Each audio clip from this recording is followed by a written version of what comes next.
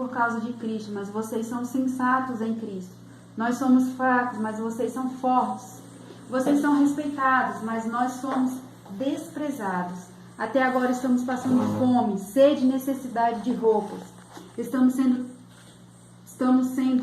tratados brutalmente. Não temos residência certa e trabalhamos arduamente em nossas próprias mãos, com nossas próprias mãos. Quando somos amaldiçoados, abençoamos. Quando perseguidos, suportamos. Quando caluniados, respondemos amavelmente. Até agora nos tornamos a escória da terra, o lixo do mundo. Essa é a descrição do que o apóstolo Paulo fala, do que é ser um verdadeiro apóstolo em Cristo Jesus. Nós vimos na semana passada a perseguição contra os profetas. O profeta Elias, que foi perseguido por Jezabel e Acabe. Os profetas que foram lançados à morte por conta de defenderem o nome de Deus, por conta de defender o Deus vivo. E vimos também a vida de Jeremias, que foi jogado em um poço cheio de lama, por pregar o arrependimento ao povo de Israel. Vimos também a vida de Daniel, que foi jogado na cova dos leões pela fidelidade que ele tinha a Deus. Vimos também o exemplo do profeta messiânico Isaías, que foi cerrado ao meio por pregar a vinda de Jesus Cristo. O nascimento do Messias, o ministério do Messias. Então ele foi perseguido por causa da justiça de Deus. E hoje em dia a perseguição ela ainda continua nos nossos dias de hoje. Então Paulo aqui descreve totalmente como que é a vida de um apóstolo perseguido. Nessa passagem, Paulo descreve a vida de um apóstolo. Dores e perseguição acompanham a vida de um apóstolo. Voltando um pouquinho na história dos cristãos, agora nós vamos ver um pouco mais da vida dos cristãos que foram perseguidos depois dos apóstolos, no tempo dos apóstolos. Então, não só foi os apóstolos que foram perseguidos pela justiça de Deus, os cristãos também sofreram esse tipo de perseguição. Paulo aqui descreve que a vida de um apóstolo é de dores, é de passar fome, é de passar necessidades, é de passar grandes tribulações por amor a Cristo. E eles foram perseguidos não porque eram ladrões, adúlteros, enganadores, mentirosos. Eles foram perseguidos por pregarem um Cristo verdadeiro, por pregar que o reino dos céus estava instalado, por pregar que Cristo morreu e ressuscitou por nossos pecados. Eles foram perseguidos. Também João Batista foi perseguido, que era o último profeta nascido de mulher. Ele foi perseguido e foi levado à morte, que foi decapitado. Ele foi preparado para preparar o caminho do Messias. Então, todas as vezes que nós nos levantamos para defender o nome do Evangelho de Cristo, defender a Jesus Cristo como o nosso único e suficiente Salvador, nós vamos passar por grandes tribulações, grandes perseguições. Então, agora nós vamos ver voltando um pouquinho na história, sobre a perseguição dos cristãos. No ano 60, depois de Cristo, começou a grande perseguição aos cristãos sob o comando do imperador romano Nero, 37 a 68. Nesse requinte de crueldade, eles foram torturados, queimados vivos, presos, tiveram seus bens confiscados. Sabe por qual acusação? Por crerem em Jesus Cristo como Senhor. Eles não se curvaram diante do imperador e por isso foram perseguidos com tamanha crueldade. Então os cristãos que não se curvavam diante do imperador, o adorando como Senhor de suas vidas, porque eles entendiam que o único Senhor das suas vidas era Jesus Cristo. Então todos os cristãos que não se curvavam diante do imperador Nero, eles eram decapitados, eram jogados nos coliseus e devorados por leões, perfurados por touros valentes. Também eram queimados vivos. Quem já ouviu falar sobre as tochas humanas? Foi no tempo do reinado de Nero. Nero também incendiou Roma, porque ele queria levantar uma cidade com o nome dele, que se chamaria Neirópolis. Então, como ele não assumiu, e segundo alguns historiadores, ele pegou um bode expiatório que seria os cristãos. Então, ele jogou a culpa para os cristãos, que eles que incendiaram Roma naquela época.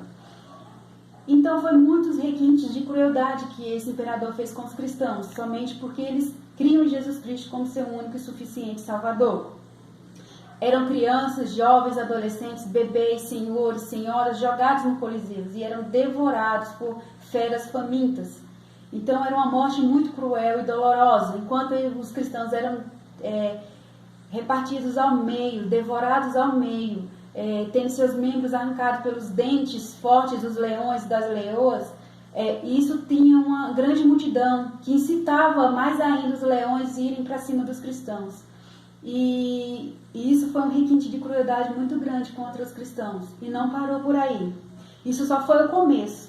Mas os outros imperadores adotaram essa mesma perseguição. Domiciano, Trajano, Alexandre o Grande e Diocleciano e muitos mais outros. Esse foi um levantamento contra os cristãos. Quando chegou a era da Idade Média, nos deparamos com a Inquisição no século XVII, que perseguiu muitos cristãos verdadeiros. Não se sujeitaram ao papado, foram perseguidos, queimados vivos, afogados, enforcados, torturados até a morte de várias formas. As mulheres eram acusadas até de bruxaria. Então, não só foram os imperadores, mas também quando chegou na Idade Média, que o papado tinha uma grande influência sobre os reis daquela época, eles incitavam, dizendo que os cristãos eram contra o seu reinado, o reinado do papado. Então eles eram enforcados, torturados, mortos por conta de Cristo. E eles retiravam tudo que tinha propriedade, joias, suas casas, deixavam os cristãos a ver navios mortos de fome, esquecidos pelas sociedades. E eles eram tidos como heréticos daquela época, né? Então eles eram esquecidos pela sociedade, era a escória do mundo mesmo, os cristãos daquela época. Agora nós passamos um pouquinho mais para frente, vamos ver alguns embaixadores de Cristo, que também sofreram com a perseguição. O pré-reformador John Hus, influenciado pelas ideias do reformador inglês John Wycliffe, foi perseguido, preso e martirizado na fogueira. A acusação contra ele por protestar que todos tivessem acesso às Sagradas Escrituras em sua própria língua. John Hus, ele foi martirizado, foi morto, queimado vivo em uma fogueira. Qual a sua acusação? Porque ele protestou que todos tivessem acesso às Sagradas Escrituras em sua própria língua. Então notem aqui, irmãos, que todas essas perseguições que nós vimos até agora, não foi porque negligenciaram pagar a conta de água, de luz, ou porque deixaram de pagar seus funcionários, mas somente por pregar o verdadeiro evangelho, por serem fiéis a Deus, o nosso Senhor Jesus Cristo. Por isso que eles foram perseguidos. John Hus, ele foi perseguido por conta de protestar para que todos tivessem acesso à Bíblia em sua língua. Outro também que foi perseguido, depois do William Tyndale, que é considerado por muitos como o primeiro puritano. Ele foi severamente perseguido por agentes do rei Henrique VIII. Henrique VIII, desculpa, irmãos. Devido a ter traduzido as Sagradas Escrituras para o inglês, sendo capturado na Bélgica e queimado vivo. William Tyndale. Ele também foi perseguido porque ele traduziu as Sagradas Escrituras para o inglês. Porque naquela época os papas, os padres, eles liam a Bíblia em latim. E eles diziam que as pessoas mais ignorantes, que eram os camponeses, os mais pobres, os mais humildes, eles não teriam entendimento de ler a Bíblia. Mas só que eles, como eles também não tinham entendimento da Bíblia, quem dá o nosso entendimento de ter a leitura bíblica é o Espírito Santo de Deus. Então eles eram contra a tradução da Bíblia para a sua própria língua. Enquanto isso, eles faziam as suas missas, os seus encontros em latim, e ninguém entendia o que eles falavam naquela época. Então, o reformador William Tyndale, que ele foi considerado um dos primeiros puritanos, ele conseguiu traduzir alguns trechos da Bíblia para o inglês, para que todos tivessem acesso às Sagradas Escrituras. E ele foi perseguido e queimado vivo. Andando um pouquinho mais para frente, temos também quando Maria Tudor subiu ao poder, foi desencadeada uma intensa perseguição sanguinária aos cristãos puritanos. Foi tão cruel que essa rainha recebeu o nome de Maria Sanguinária, ou Blood Mary. Então, essa rainha, ela perseguiu os cristãos puritanos e perseguia suas casas, matavam seus filhos por conta deles professarem Jesus Cristo. E, irmãos, até agora nós vemos as perseguições que foram sobre os profetas, sobre os apóstolos e sobre os cristãos. Paramos para pensar um pouco. Passamos às vezes dificuldades em nossas vidas, passamos muitas das vezes reclamando, murmurando por alguns problemas da nossa vida, achamos que ser cristão é tão difícil, tão complicado, às vezes deixamos de ir na reunião na igreja ou na reunião com os irmãos porque temos que andar 1 quilômetro ou porque vai chegar lá. Estamos colocando sempre empecilhos para não estarmos em reunião escutando a palavra de Deus. Mas, irmãos, nós temos livre acesso a cultos, temos livre acesso à Bíblia em nossa própria língua, temos várias traduções em nossa língua, nós temos acesso a Deus, nós podemos proclamar o nome de Deus aos 4 ventos aqui ainda em nossa cidade, em nosso país. Então vamos aproveitar, irmãos, enquanto não chega a perseguição. E esses filhos de Deus, esses profetas, esses apóstolos sofreram sem dormir, sem comer, descalço, famintos, entristecidos, solitários, desprezados, pisoteados pelos grandes reis, pelos grandes papados daquela época, foram perseguidos e se escondiam em cavernas, se escondiam nas florestas para não perderem suas vidas por conta de Jesus Cristo.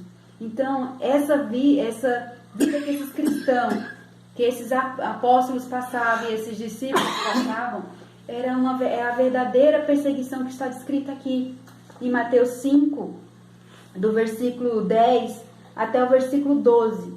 Irmãos, nos atentamos para as últimas notícias do que nós estamos vendo. Deus está dando uma oportunidade de ficarmos em nossos lares, para buscarmos o Senhor, para analisarmos se nós estamos prontos para ver Jesus Cristo, o nosso Senhor. Então, esses irmãos e irmãs que foram perseguidos pelo nome de Jesus, eles foram mortos. Pensamos, por que Deus não nos livrava? Por que Deus não evitava deles morrerem? Tinha criança, tinha velhos que morriam.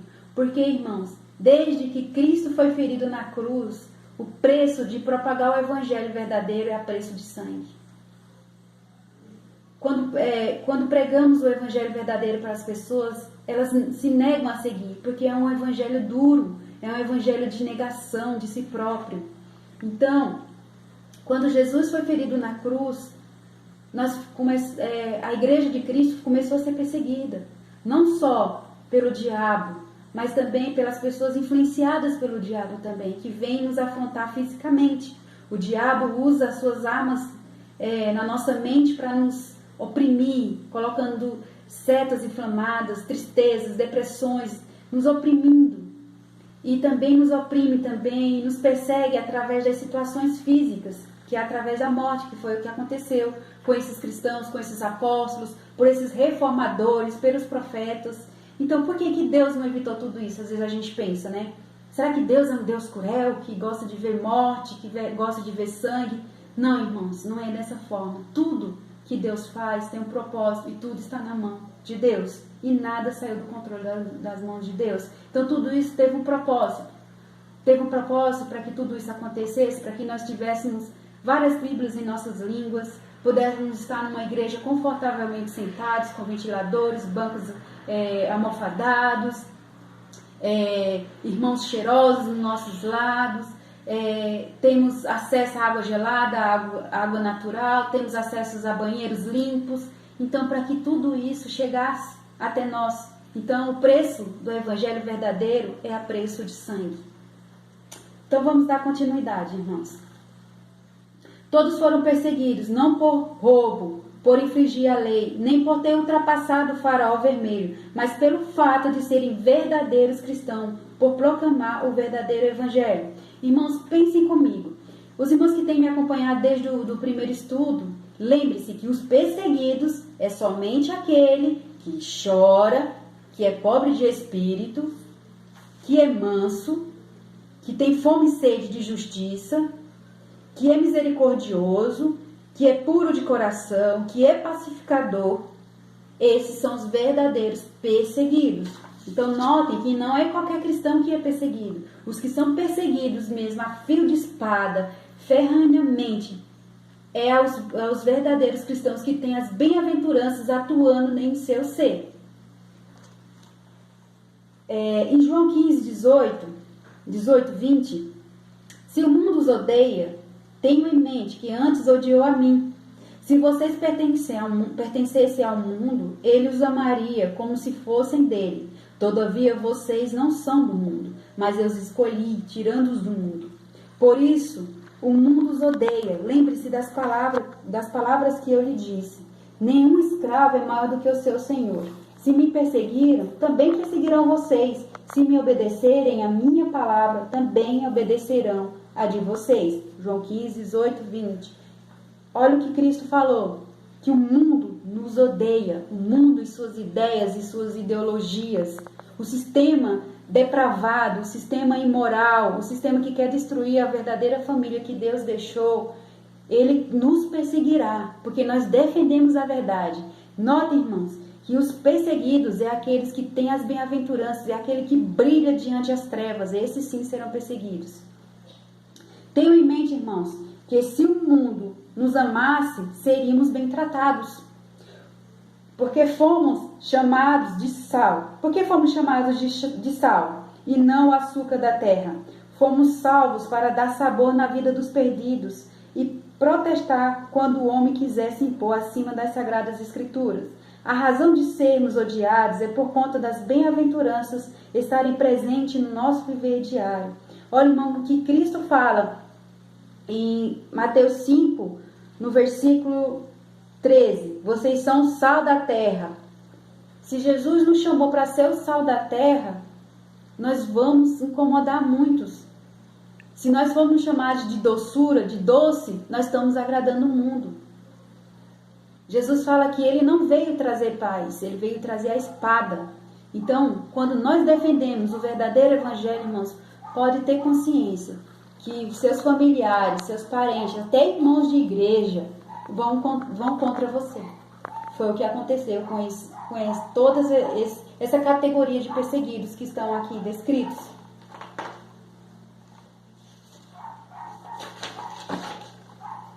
Muitas igrejas deste século estão adotando práticas do mundo para encher de pessoas, pois usam métodos carnais para atrair o pecador.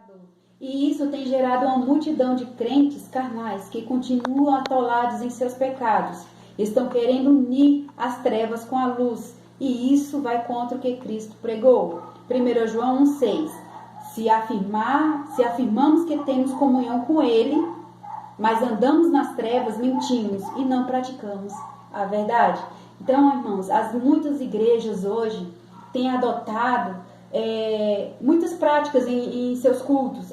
Tem que fazer um culto para o jovem, tem que ter uma bola girante colorida, tem que estar com a luz apagada, a música tem que ser tipo balada, porque senão o jovem não vai vir. Tem que pregar na linguagem do jovem, se ele não vai entender. Fazem culto para várias categorias, da terceira idade, cultos em que Cristo não é o centro, e sim a carne do homem, e sim a vontade do homem. E isso são igrejas apóstatas, que estão pregando o evangelho mentiroso, o falso evangelho. E Paulo fala lá no livro de Gálatas, que se vierem pregando outro evangelho, se considerem anátemas. Então, se as igrejas estão adotando práticas carnais em seus cultos, em suas reuniões, então é porque elas não estão na luz, estão nas trevas. Então, essa é uma igreja doce, uma igreja fácil de qualquer carnal poder frequentá-la. Continuar atolado em seus pecados e continuar indo nos cultos, oferecendo a Deus coisas que não agradam a Ele. Então, por isso que tem muitos cristãos que se dizem cristãos não experimentando a boa e perfeita agradável vontade de Deus. Porque não se tem a santidade agindo em seu coração, em seu viver diário, em seu testemunho, irmãos. Então, as igrejas têm adotado essa nova teologia, a teologia que pode tudo, a teologia da prosperidade, a teologia em que venha como está e continue como está, porque não podemos ofender o pecador. Então, enquanto eles têm gerado esses tipos de cultos, tem atraído mais gente carnais para suas igrejas. Então eles vão ter que oferecer coisas e mais coisas carnais para que suas ovelhas continuem comendo esse pasto carnal. Uma das causas da perseguição é por conta da luz que há dentro de nós, e as trevas odeiam a luz. Esse é o julgamento. A luz veio ao mundo, mas os homens amaram as trevas e não a luz, porque as suas obras eram más. Quem pratica o mal odeia a luz e não se aproxima da luz, temendo que suas obras sejam manifestas. Mas quem pratica a verdade vem para a luz, para que se veja claramente que suas obras são realizadas por intermédio de Deus. João 3, 19, 21. Então, o julgamento veio ao mundo. O homem adora as trevas. O homem carnal ama as trevas. Mas quando a luz vem sobre nós, o mundo nunca amou a luz. O mundo odeia a luz. Se as portas da igreja continuarem estreitas, seremos perseguidos, porque estaremos andando na contramão do mundo e seu sistema manipulador. Continuar sendo fiel às Sagradas Escrituras é o mesmo que continuar fiel a Cristo. E isso é o motivo do mundo nos perseguir. Irmãos, se a igreja continuar fiel a Jesus Cristo, se a igreja continuar com sua porta estreita, se o caminho continuar sendo estreito, duro, cheio de aflições, ela vai ser perseguida. Mas quando nós pregamos uma igreja de portas largas, um caminho asfaltado, um caminho fácil, para que todos possam caminhar, ela nunca será perseguida. Porque está do jeito que o mundo gosta. É muito mais fácil do diabo manipular essa igreja que não é fiel a Jesus Cristo. Bem-aventurados serão vocês quando por minha causa os insultarem. Agora vamos para a parte da insultação que os cristãos sofrem por conta de Cristo. Nós falamos sobre serem perseguidos por causa da justiça. Agora, seremos perseguidos por causa de Jesus. Nós seremos insultados. Mateus 5:11. Primeiro, nós sofreremos com ataques sociais. Sofreremos com ataques sociais. Insultar é o mesmo que sofrer injúria. Isso significa ser humilhado, maltratado. Sofreremos rejeição na escola, no trabalho, na família. Seremos prejudicados por amor a Cristo. Pela causa de Cristo. Falar à sociedade que o reino de Deus está perto é o mesmo que declarar guerra, porque a sociedade está tão enraizada em suas ideias imorais e deturpadas que seremos zombados e também excluídos. Sabe aqueles amiguinhos que caminhavam com você quando você era do mundo? Dá uma olhada em volta. Se eles continuarem com você, batendo a mãozinha nas suas costas, irmãos, reveja a sua conversão. Não estou dizendo, irmãos, para a gente se afastar dos amigos, das pessoas que não vão nas igrejas, nada disso. O Sermão do Monte nada mais como eu já falei das outras vezes, é um espelho para o coração do homem. As bem-aventuranças, Jesus Cristo estava mostrando para aquela multidão e para aqueles grupos que estavam naquela época como é o coração do homem. Então, o que nós estamos refletindo na sociedade? Como está sendo as nossas atitudes na sociedade? Então, nós seremos atacados socialmente, seremos insultados por crer em Jesus Cristo, sofreremos injúria, seremos acusados de coisas que não fizemos. Nossos amigos saíram de perto de nós, até a nossa família vai até se afastar de nós, não porque nós somos crentes chatos, mas é como eu falei no começo, o mundo, as trevas não andam junto com a luz, é separado, não tem amizade, o mundo e as trevas não têm amizade. Então, se você é a luz da sua casa, da sua família, infelizmente vai ter sempre aquelas arranhação, aquelas briguinhas, aquelas discussões, porque as trevas nunca andarão com a luz. Bem-aventurados serão vocês quando os odiarem, expulsarem, insultarem e eliminarem o nome de vocês, como sendo mal por causa por causa do Filho do Homem. Lucas 6, 22. Então, bem-aventurados serão vocês quando odiarem, expulsarem, insultarem e eliminarem o nome de vocês como sendo mal por causa do Filho do Homem. Lucas 6, 22. Aqueles cristãos, eles eram despedidos de seus empregos, eram acusados de coisas que eles não faziam. Quando os cristãos se reuniam para participar da ceia do Senhor, quando eles falavam, comai do corpo de Cristo, bebei do sangue de Cristo, eles eram acusados de canibais, de assassinos, eram acusados de heresias contra a igreja, desculpa. Então, irmãos, eles eram acusados de serem assassinos, de roubarem, de serem imorais. Então, eles eram acusados de todo tipo de coisas que vocês possam pensar.